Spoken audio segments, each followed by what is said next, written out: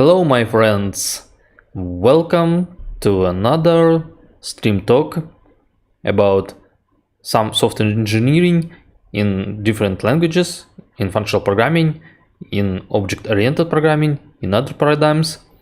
Today I'm talking about events and actors, and I want to show you several applications of this idea in the perspective of software application design, because the topic itself is huge, and I cannot say I'm a big expert in this topic because it has so many different design patterns, ideas, and approaches. But at least something. I had some experience with many of them, and today I will talk about actors and events in particular. So I hope the connection is fine, and if not, please type in chat, and let me start. So events and actors. We use events in many ways to make our applications even less coupled than with other approaches, than with OOP or FP. Events as a concept, as an idea, affect our applications in a certain way. We really have some isolated parts that can interact only using events. They cannot interact directly. They cannot know about existence of other actors, or maybe microservices, or maybe other systems that receive events and send events. Those units of action are independent, completely independent, and completely separated and isolated from each other. And events, event-driven architecture help us to build such systems. And the first concept that should be discussed is what constitutes event-driven architecture. First, there should be events themselves, and there should be producers of events and consumers of events. And it's not necessarily different things. An action, a unit of action, some actor or maybe microservice, can be both producer and consumer, but we typically distinguish between those logical notions, and even have different channels for events we consume and events we produce. We push events we produce typically into a separate channel, and then we receive them. This helps us to keep the system more or less organized. So this is the basic idea. It can be implemented in so many ways, and the simplest way is possibly having an actor model that uses event-driven architecture and implements it in some way, in which you have some live creatures, meaning actors. They can spin and do own things, and they listen to events. They can produce own events and therefore interact with other actors through some media, through some event bus, like in the middle.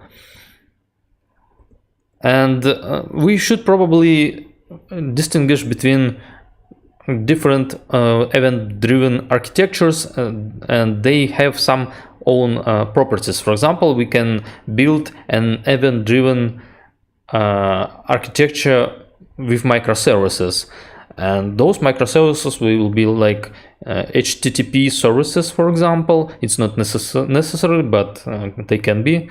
And each of microservices will have own interface, or maybe own channel to communicate with, and they can receive events or read events from specific tools, for example from Kafka, and they perform some activity, and then may fire own events.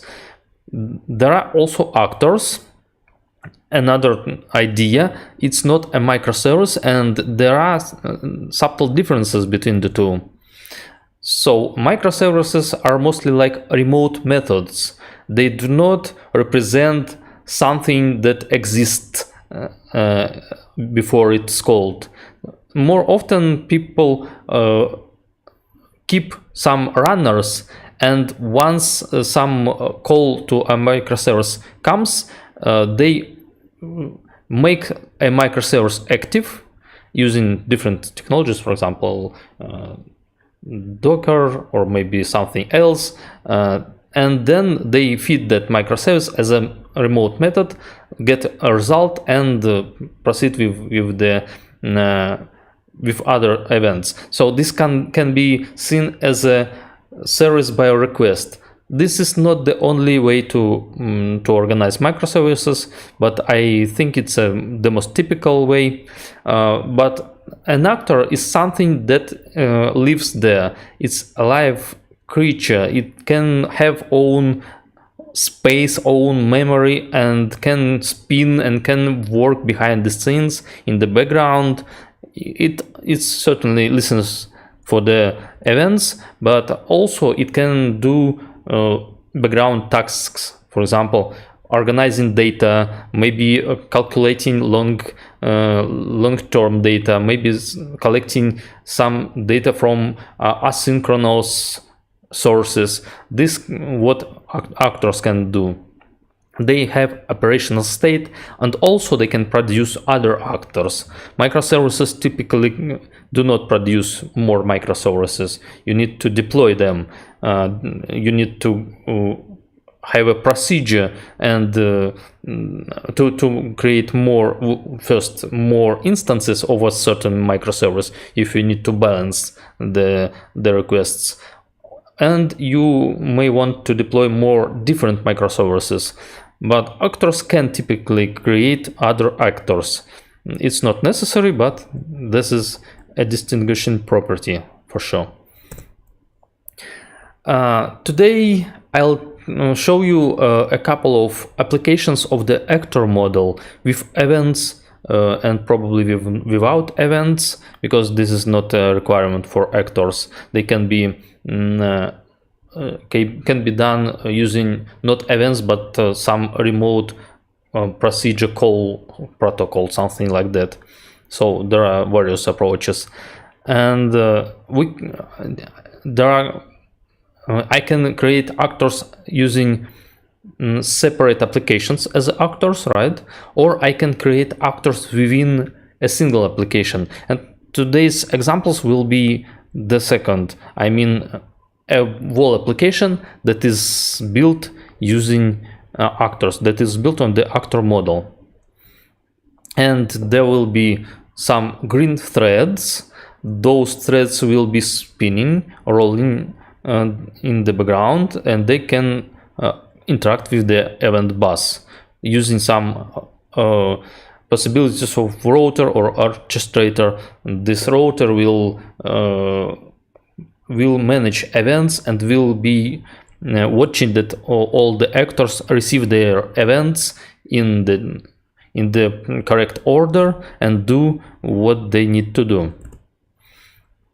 There are several ways how I can create some actor model within my application. I typically use some top-level EDSL, maybe a type-level EDSL, or maybe a free monadic EDSL that describes an actor, its data, its behavior, and then I use this description or the EDSL to materialize or instantiate a specific actor. So I do not program actors as threads. Those threads will be obtained from the specification. This helps me to keep my whole logic more declarative, right? And there are various ways how to make those actors talk to the external sources, for example, to the event bus or to each other if we need to. reliably. The mvar request response design pattern can help in that. I'll show you this exact design pattern on the example of some game written in Haskell. It's not completely finished, but still, I prepared a game for my current book, Pragmatic Type-Level Design. This game is called Minefield. It resembles the idea of Minesweeper, just a different approach to do stuff. Let me first demonstrate you the game. I'll switch the window, and my OBS can eventually crash. I'll restart it. Don't be surprised if it's so. All right.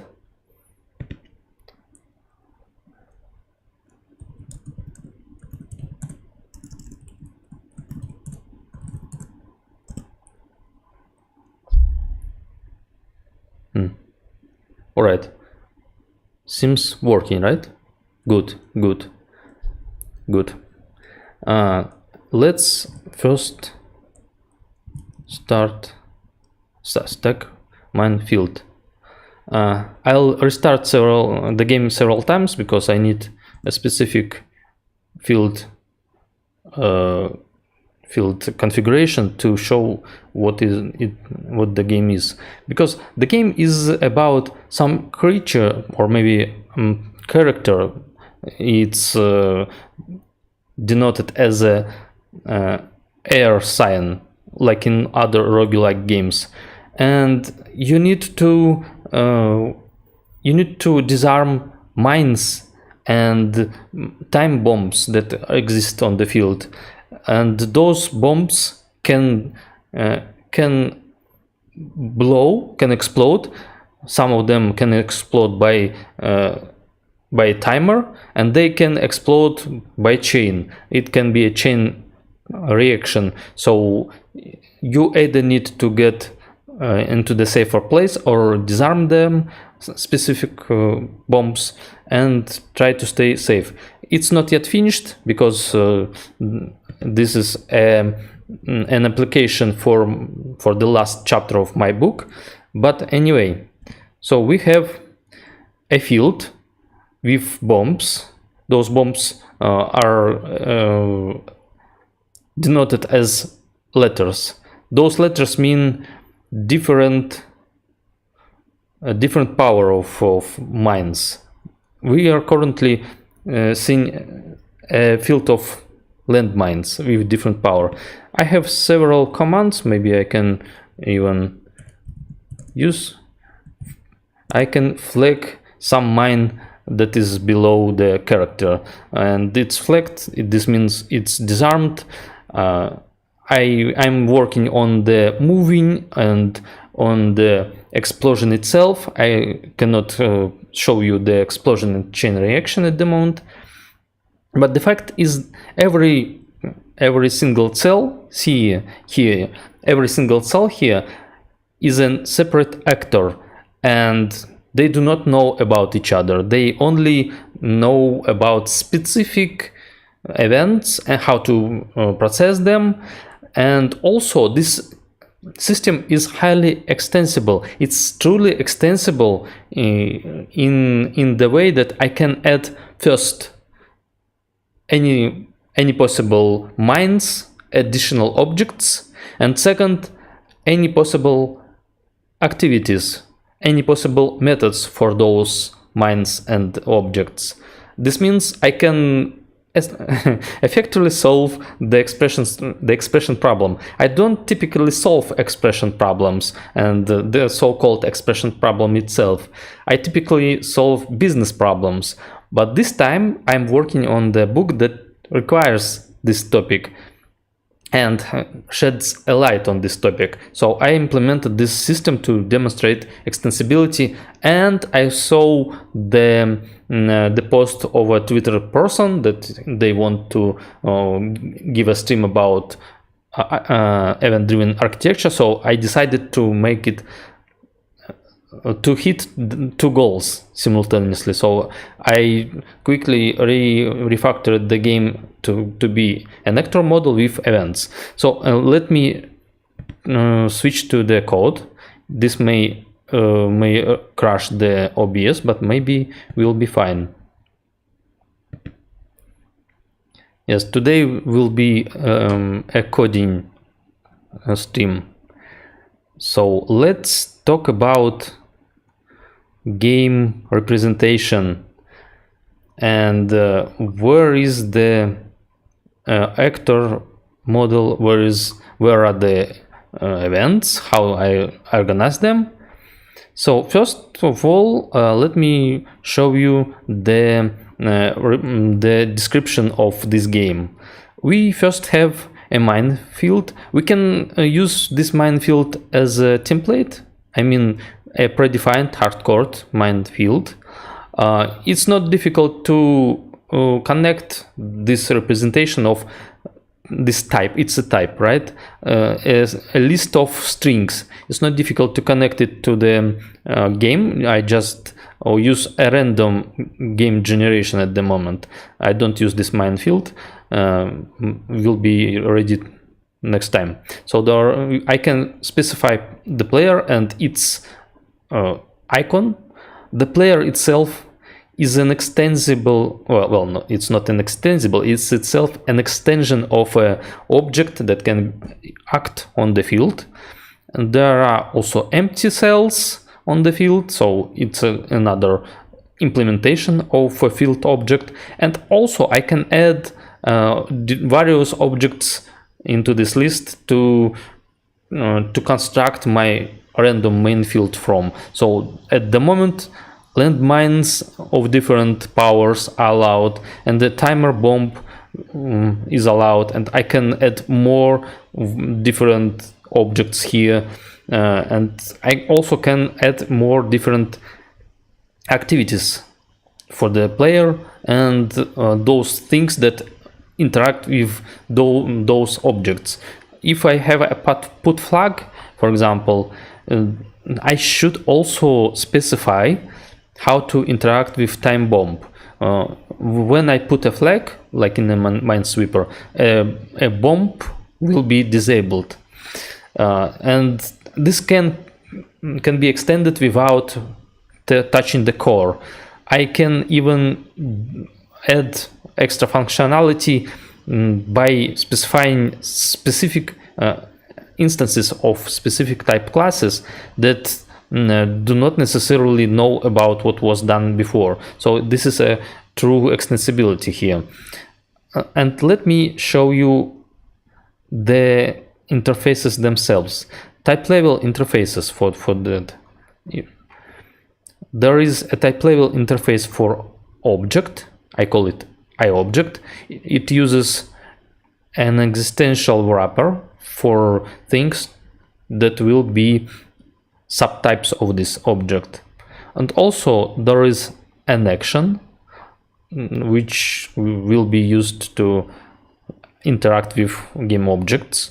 It's again a type level interface, and this interface can be extended without touching the core. And yes, I can specify supported objects and supported actions and do it like generically. And those objects eventually become actors. This is what we want to talk about, right? Actors. Let me first show you extensions. There are noun extensions and verbs extensions. This is for a better demonstrability of the expression problem. What is expression problem? It is a scientific name for a double extensibility. You can add methods, but typically you cannot add more types for those methods. Or you can add more types, but the method list will be fixed. So you can easily add more types in OOP because you have inheritance. But the methods will be fixed in base classes, in interfaces, and it's not easy to extend the whole system so that all the objects you don't know about, all the implementations, would start working with new methods. It's not easy without touching the interface. There are various techniques. For example, in C# you can use extensibility methods, static methods, specific feature, or you can try something else. But in OOP, it's easy to add more types, not easy to add more methods. And in functional programming, it's vice versa mostly. It's easy to extend the number of methods, because methods are essentially functions or over some data, and you can add more functions and put them in a list, for example. But once you need a new object, maybe user data type, not known up front, those functions stop working unless you have an idea of a genericity in your code, unless you created a functor, for example, or decided your data structure should be functors, should be applicatives, should be traversables, or should be foldables. In this regard, new data types can come and work with your methods. But this is not an extensibility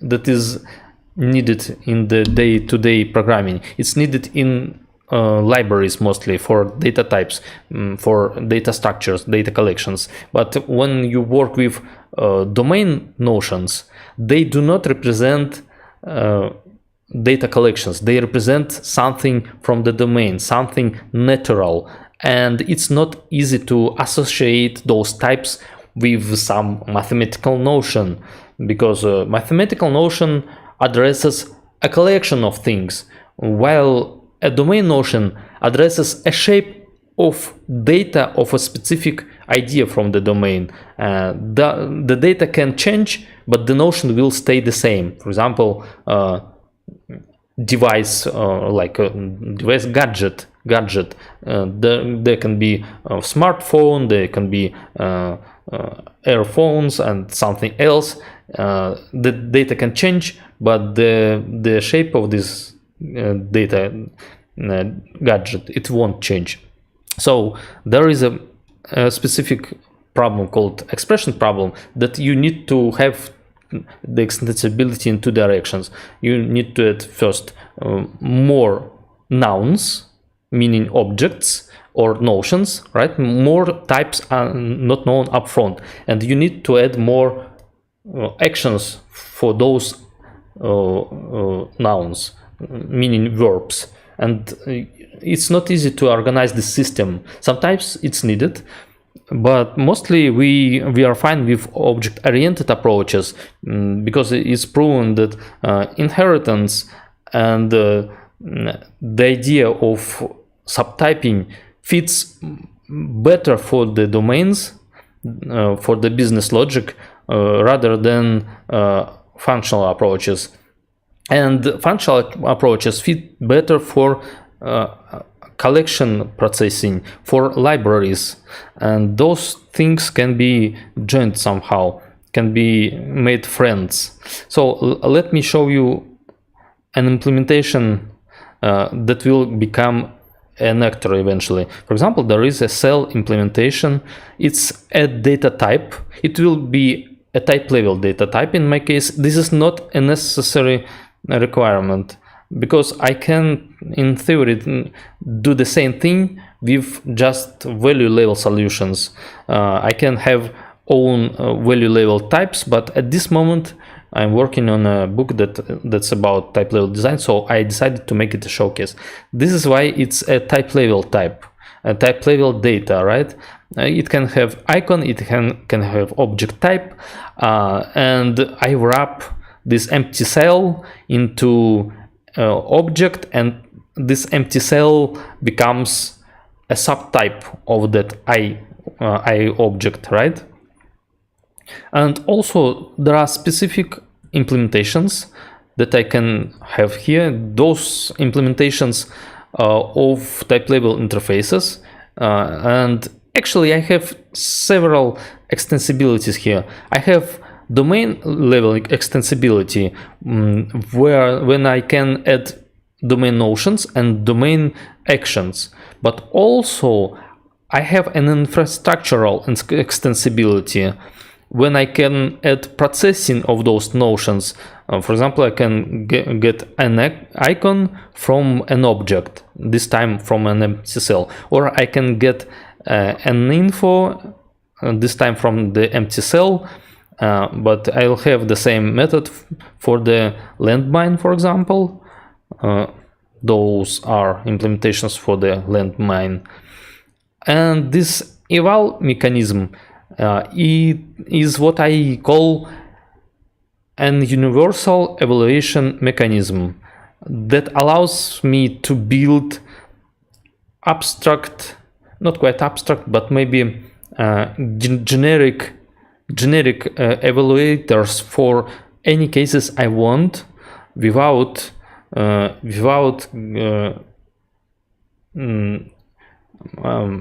to say, it's an extensibility without touching the core. There is a core, and this core allows me to extend it, so though I can rely on those type level interfaces, and this universal evaluation model is very powerful in this sense. It's not very convenient because you see a lot of boilerplate here. You need to write instances of a type class, and this type class has so many parameters in it.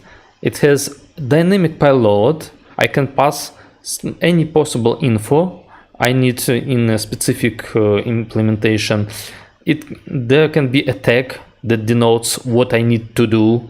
There can be an item that denotes the item I want to examine, and there will be a return type here. And those things, tags and items, are type level tags. For example, I call this process materialization. For example, there are methods to work with those nouns. I can get icon, object info, object type, maybe some other info, and I also can process type level data structures. For example, I can take objects. It's a list of I objects. I can process it and obtain actors from this list. This is how I convert my type level representation into something working. Let me show you something. Make actors. Yeah, it's a lot of implementations, instances of type like class. They are not easy to read. They have a lot of type level bits. Well, essentially, for example, like this, I ask to, there is an instance that I ask to make game actions. I traverse a list, this time it's an empty list, and return empty map action. Or I might get a non-empty list, this one, so I can do something with its members, the first member and the rest members. For example, I can traverse them, I can create actors from those things, and I can traverse the rest. It's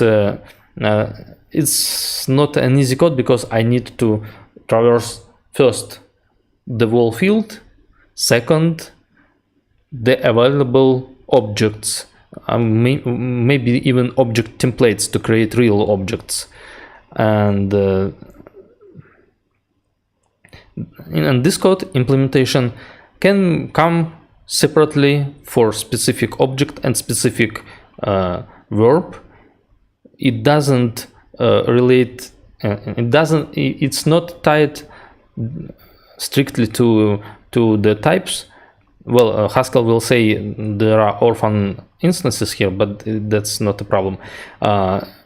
This code, those implementations, they know about specific nouns and verbs applied to each other. And if I need a timer bomb that can work with dig, I just add more instances, maybe in a separate code, maybe even a separate project, and it starts working. So there is a landmine, and there is a command to put flag, and I can create an abstract, well, not abstract, but generic code that will work for the two. Partially this is achieved by having the actor system. This is where events and actors play a leading role, because landmine doesn't typically know about empty cell or player or timer bomb, but sometimes they need to interact with the neighbors, right? And I fire events. I raise and push some events that I need to pass to neighbors. For example, I can publish an event overhaul icon. This event will come to a landmine and will make it disabled. If I have such instance for landmine and for timer bomb, this command put flag will work for both. For now it works only for landmine because I don't have more instances of that. So this is how I keep them detached. Those things, those actors, I return an actor activity here. This is what actors can do. They can publish events. There is nothing about other objects here. I just fire generic events that work against or maybe on top of generic properties of my objects. They know there are things all objects have in common. For example, all have icons. Now all have position that can be addressed, right? And some of them cannot be disabled, for example, but the event will be fired. It will come into a specific object. If that object doesn't know about this event, it will not act, it will not react. Yeah, this is the code I create an actor. In this time I use Haskell green threads. I use Haskell green threads to create an actor, and those actors again work with events, but also there is a queue for each actor. The actor model and event-driven model requires, or maybe not necessarily requires, but it's a good practice for each acting object to have own queue of incoming events. It will be much easier, and every actor has a queue. This queue is just an mvar. Let me show you. Event queue var is just an mvar, mutable concurrent variable in Haskell that contains a list of events. It's a thread safe variable and can be accessed from different threads, and those threads that are late to accessing the var will wait until it's released by a thread that accesses this mvar first. So the mvar is a blocking synchronization mechanism, and it's quite easy to use it, but also quite easy to make some specific race condition bugs, because mvar works fine for thread safety, but you still have a possibility to make different concurrent problems, especially blocking. You can write a code like that. One thread is awaiting an mvar, but neither of threads can put something into that mvar. The mvar stays empty and the thread will be waiting forever.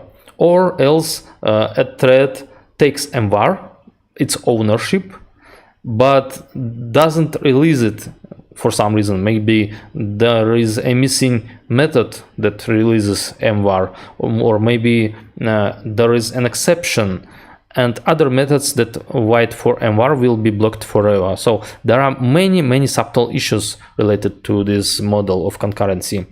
But in my case it works because I did everything carefully. Those actors, they do not spin indefinitely because I need to make a step-by-step game.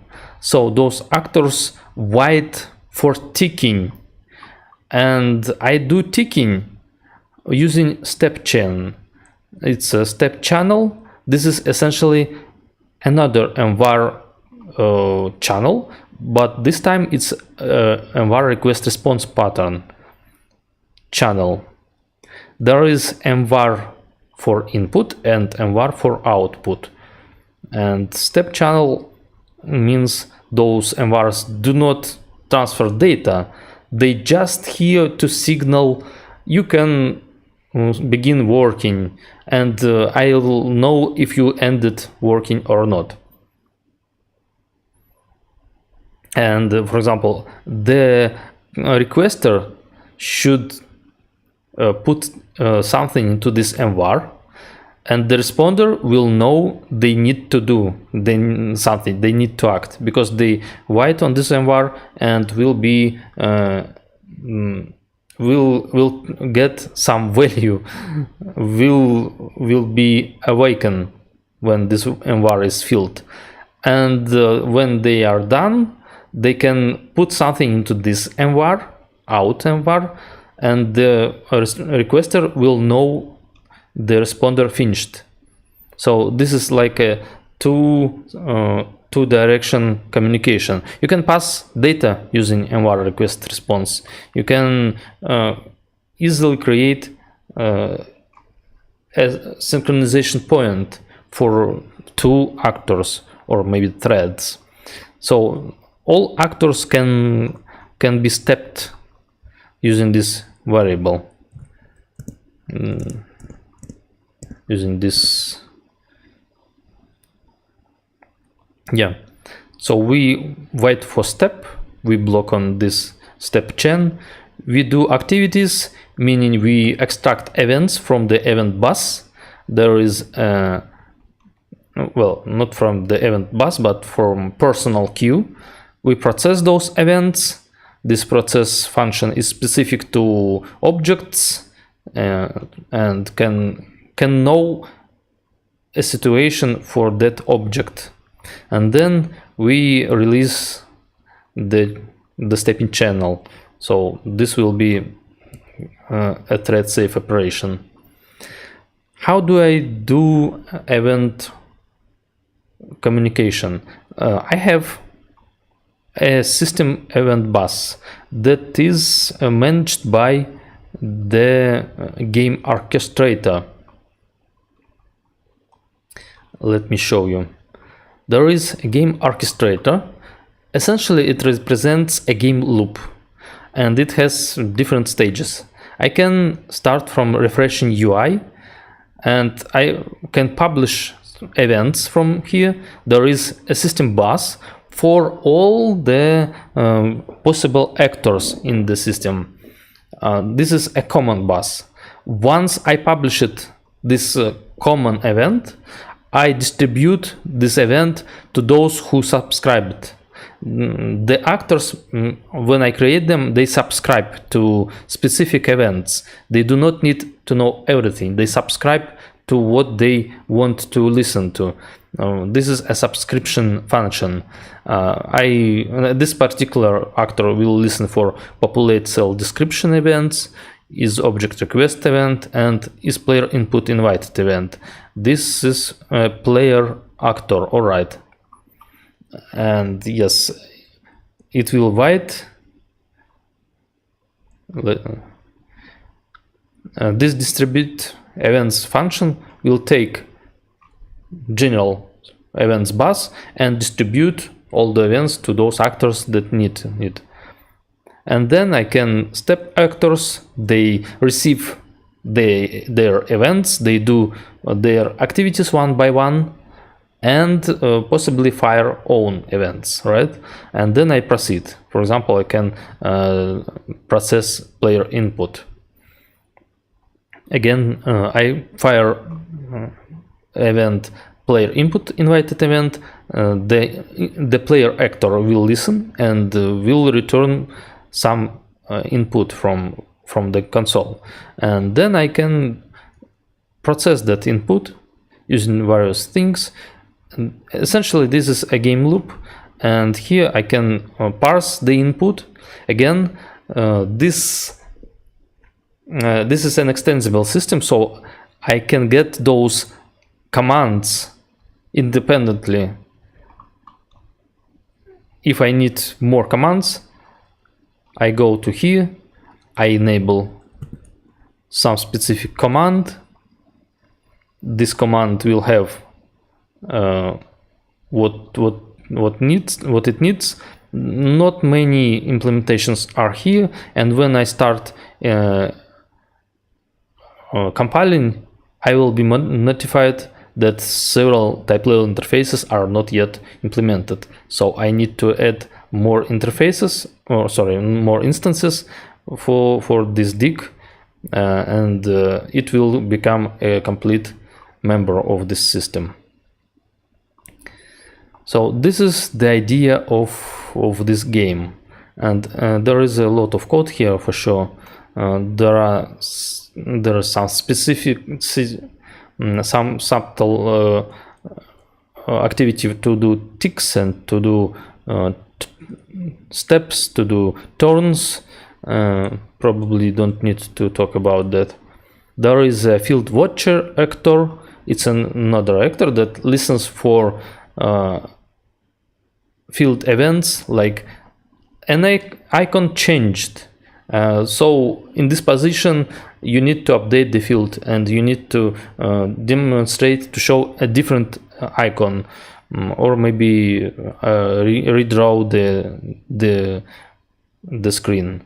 So this field watcher does that, and certainly it has own channel for stepping. It certainly has own queue, and it can certainly fire own events if needed. Yeah, this is probably it. Other things are not that important. Too many things to talk about. Yeah, I also implemented the actor model in the blockchain application in Haskell. It was the node project. I probably can show you, but it will be difficult to find.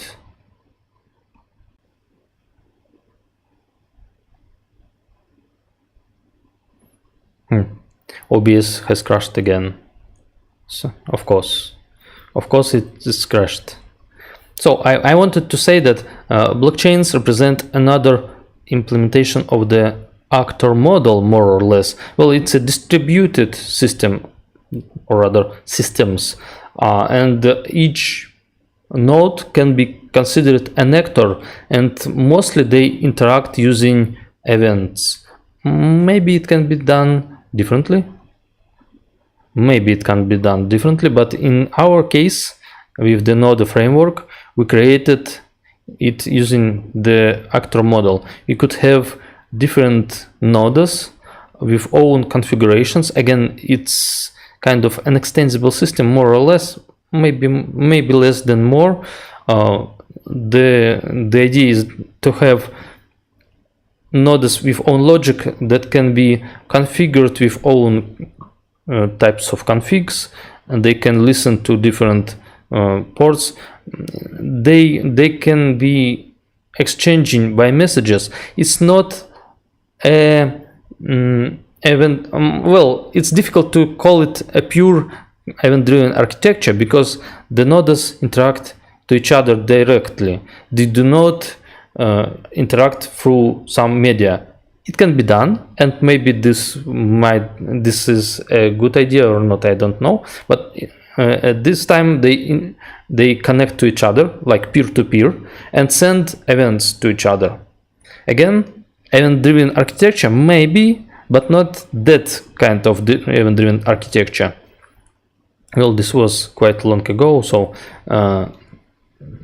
that's probably nothing to say here.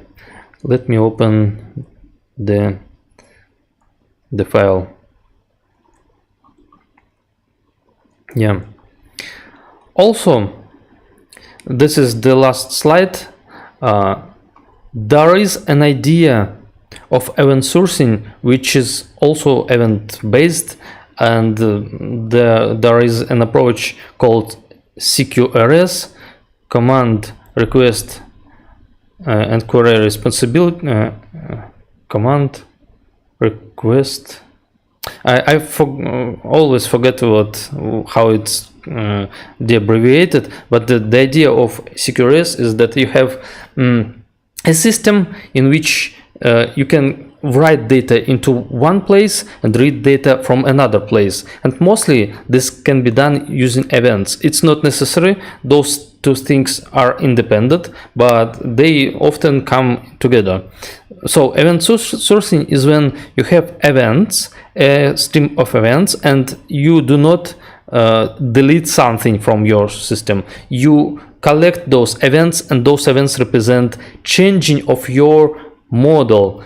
Each event is an incrementable change of that model.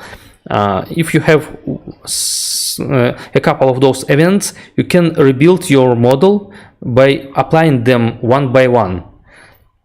And to rebuild the whole model, you need to traverse all the collected events, and you will have the actual representation of your data at the moment. This has some specific problems. For example, you can suddenly have an old version of your data, not fully updated, and you need to do additional requests to get the last version of your data, and this may become not the last one as new events come. This is called eventual consistency. We often see eventual consistency. It's when there is a data and it can be absorbed partially. You don't have a guarantee that all the requests you do to that storage, you get the most complete data at the moment. You may get some obsolete data, and those systems need a careful architecturing because they are not easy to implement correctly. And there are various ideas around. For example, if you have a really long database with many incremental events written in a list form, rebuilding your data may take a long time. And various ideas can be used here, various workarounds. You can prepare your data in the background. You can have snapshots stored in your system separately. For example, a snapshot for those two events, it will be available in the system immediately without the need for rebuilding them. Another snapshot here, and more snapshots will follow next. when reading from this system, you do not read the model for writing. This is a model for writing. You can read the model intended for reading, like those snapshots. So there are various ideas around this event sourcing. In general, it makes the system less coupled, much less coupled as compared to other systems, for example, compared to monoliths, monolithic architectures. And it makes the system more scalable. This is the main idea of event sourcing, of event-driven architectures and actors. The system can be scaled indefinitely, I would say. More actors can be created on the fly. More microservices or instances of those microservices can be deployed, and they can adapt to the load to keep the characteristics of your system on the acceptable level. For example, if you have spikes in requests, more requests in an hour than you expected, you can raise more instances of your microservice or actors, and they will start processing those things. For sure, you need load balancers for that, or maybe a reliable model of events distribution. This is another big topic. Yeah, and actually it's a big topic, really. So this is everything. This is all I wanted to tell you today. Maybe you have some questions. Yeah, so thank you for your attention, and that's it. I personally have some experience with event-driven application architectures.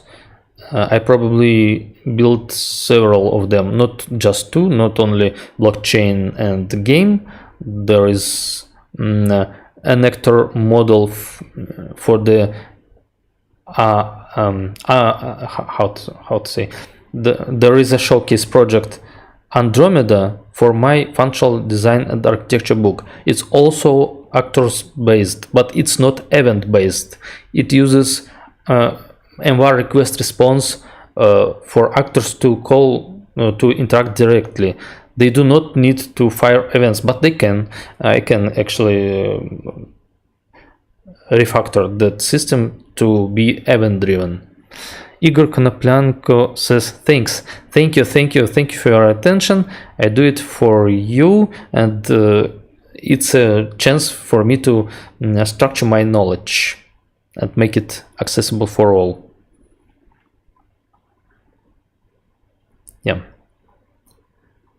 Yeah, those systems can be scalable, decoupled. They can also process the messages real time, which is quite adaptful characteristic.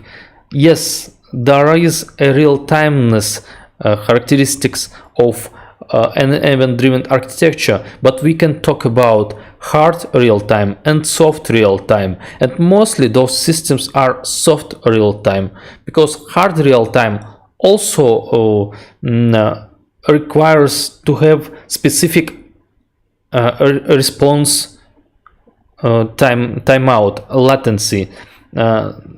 Yes, you can have that requirement for event-driven architecture too, but initially hard real-timeness needs a control on memory and control on response times. It can be used, it's not can be used, it just needs for system programming, for example, kernels, operating systems, databases, cores of databases, and etc. Those things require real-timeness, hard real-timeness, but event-driven architectures are mostly soft real-time. Resilient, this means the error that happens in one part of that system, in one microservice or maybe in one actor, does not ruin the whole system. It may be stopped on the boundaries and from propagating to another systems. This is especially important if you have data that is corrupted somehow in one part of the system. If you have a corrupted data and you start processing that data and sending the data to other systems, you will have a spreading, I would say, how to say, spreading disaster, spreading illness, spreading corruption of corrupted data. So you can stop that corruption on the boundaries of actors, of maybe microservices, or maybe other participants of this event-driven architecture. Also, you can implement asynchronous calculations with your actor model, for example, right? Or microservices. Asynchronous means there is some code. Some of those methods in that code are long enough.